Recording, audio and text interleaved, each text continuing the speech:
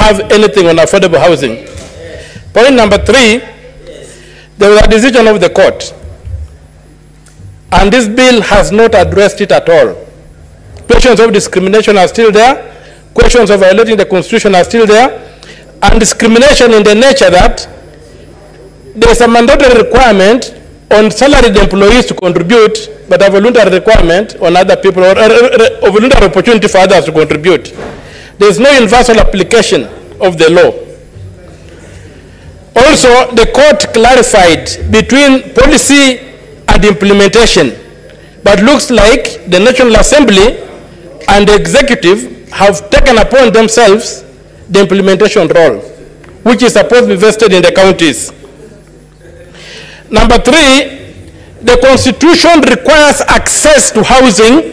Affordable housing does not prescribe ownership of affordable housing. And all over the world, the state is always required to provide access, not ownership to housing. So where the Kenyan government is getting the impression that it can expand the Constitution or the Parliament, I don't know. Access cannot be read to mean ownership. So the entire act violates Article 43, Clause 1, Clause B, upon which it is proposed to be anchored. Article, it's also an arbitrary denial of arbitrary deprivation of property from the salaried employees to demand that they should part with salaries in a forcible fund. It's a mechanism of forcing people into associations contrary to the Constitution. This thing is unconstitutional, and it will remain unconstitutional whatever color it takes, whatever shape it takes, whatever test it takes. It's unconstitutional. And finally, it's most unfortunate that we are debating an important bill and members are given only 4 minutes. It is not possible to give your ideas, to ventilate this bill in 4 minutes. If we are extending the time to a point when we are doing that, why are we giving ourselves 4 minutes? Why are we muscling? Why are we gagging people who would like to ventilate the bill? So I would like that to go on record that it was a wrong thing to do, to gag members by limiting the time by which they can debate.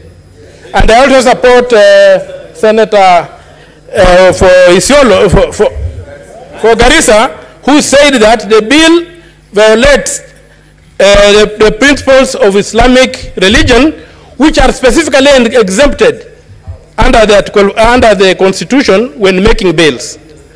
Thank you very much. Senator Gloria Orwoba. Thank you.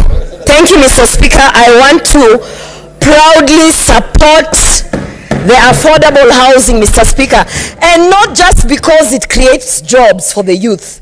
Not just because it creates jobs, Mr. Speaker. I want to support this because it is what Kenya needs, Mr. Speaker.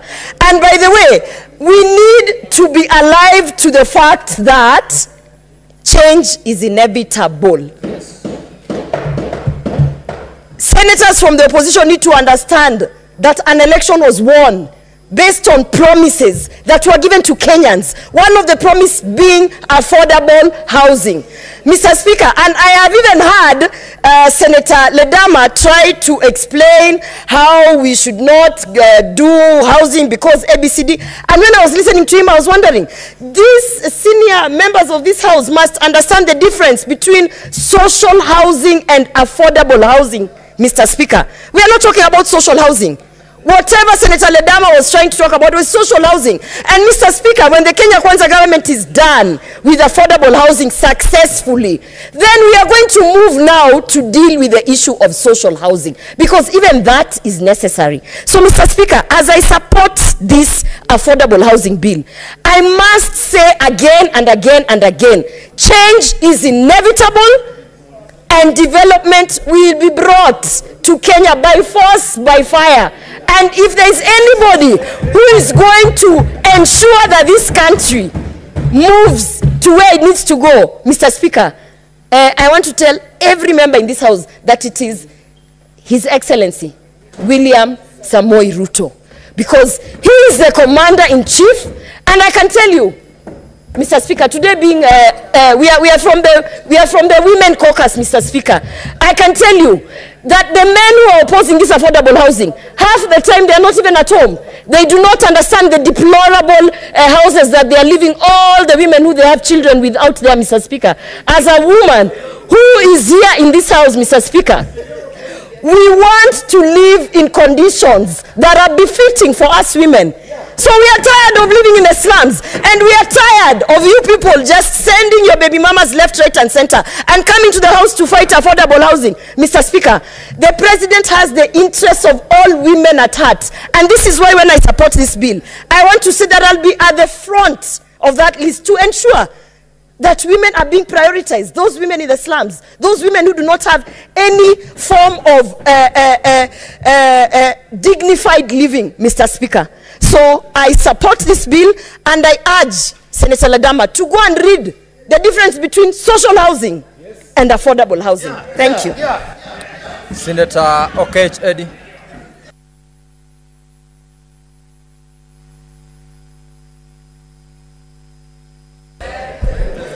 Mr. Speaker, I thank you for this time, and I think that I want to take this time to speak to the people who sent me to this house, and the great people of Migori.